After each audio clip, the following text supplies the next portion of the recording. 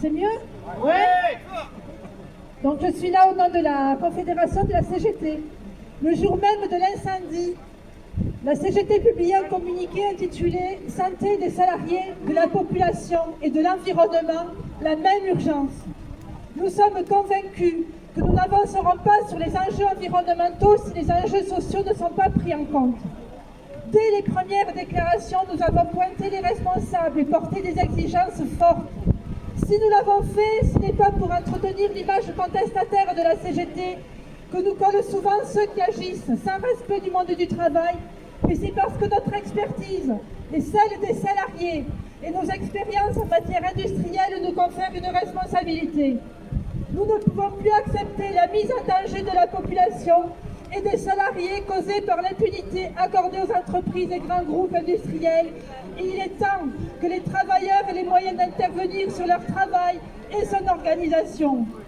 Cette catastrophe et ses conséquences mettent en évidence une nouvelle fois l'échec du monde capitaliste, tout comme la crise économique et sociale actuelle, conséquente à la crise sanitaire au niveau mondial. La course effrénée au profit a accéléré la circulation des capitaux, a favorisé le pillage des ressources naturelles, a exacerbé la mise en concurrence des travailleurs au détriment des hommes et de la nature. Continuer ainsi conduit déjà à d'autres catastrophes, à d'autres crises, à chaque fois plus violentes et plus difficiles à maîtriser, à l'instar d'une partie de la ville de Beyrouth détruite cet été. C'est pourquoi les droits et normes internationales doivent être plus protecteurs pour le monde du travail et s'imposer chez nous comme partout ailleurs dans le monde. Car on ne règle pas le problème en transformant en France une usine en jardin et en délocalisant dans un pays où les droits des travailleurs sont bafoués et les normes environnementales peu considérées. De nombreux autres exemples montrent que ce sont toujours les populations qui en paient le prix de leur vie, de leur santé. Les travailleurs de ces sites sont les premières victimes de ces politiques du profit avant tout. Si on leur en donne les moyens, les salariés sont prêts pour produire autrement, mieux et durablement. Pour cela, ils ont besoin que leur parcours professionnel, leur travail, leur santé soient sécurisés. Et au lieu de donner des milliards d'aides aux entreprises, sans conditionnalité sur l'emploi, le social et l'environnement, le gouvernement devrait imposer et sanctionner les groupes qui, pour bon nombre, encaissent l'argent public pour mieux rétribuer leurs actionnaires et financer les licenciements. Je ne vais peut-être pas tout vous lire parce que je vais faire de la redite avec mes camarades qui sont passés un petit peu avant.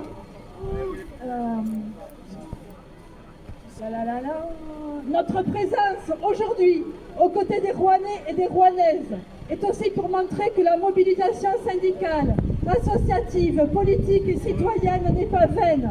Elle est la force qui a permis la reconnaissance des responsabilités du groupe et de l'État, celle qui les a pointées du doigt. La mise en examen du groupe en février pour ses manquements dans l'exploitation de son site, qui ont conduit à porter une atteinte grave à l'environnement, est à mettre à l'actif de cette lutte, de votre lutte, tout comme la responsabilité de l'État et de son représentant en matière d'information des populations. Les pouvoirs publics ont reconnu la gravité de l'incendie, car oui, ce dont les citoyens ont besoin, c'est d'information, de transparence et de vérité, le plus rapidement possible, pas d'une opération de communication visant à couvrir l'État et les dirigeants des groupes. Ce que la CGT demande pour tous les établissements, a fortiori s'il y a risque, les CHSCT, instances souveraines de contrôle des obligations des employeurs, doivent être maintenues ou rétablies avec des prérogatives renforcées. La démarche de prévention doit garantir aux salariés la sécurité dans tous les cas et s'il existe un risque résiduel, le salarié doit pouvoir exercer son droit de retrait. Le renforcement du traitement pénal des infractions énonce que le projet de loi Nouvelle Justice pour l'environnement prévoit une procédure de transaction sous contrôle judiciaire. La création d'une infraction de crime industriel dans le code pénal. L'obligation pour les industriels de transmettre au service de l'État les audits privés de sécurité. L'interdiction de la sous-traitance dans les industries, l'obligation des pompiers professionnels.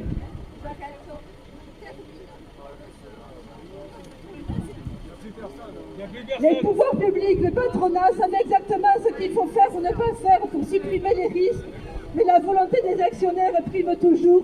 Cette année a permis des avancées, ils sont tous avertis, la mobilisation continuera.